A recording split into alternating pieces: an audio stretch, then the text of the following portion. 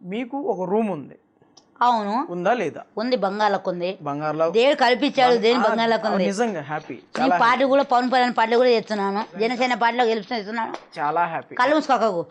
జనసేన కొడుకు కూడా నేను రాత్రి ఫోన్ చేసి అత్తమ్మ బాగున్నావా అంటే, వాడెవడో హీరో కొడుకు, నేనేంది పాములు పంచి పోలు ఓంగాని నన్ను అత్తమ్మ అంటే నాకు ఎంత హ్యాపీ అనిపిస్తుంది.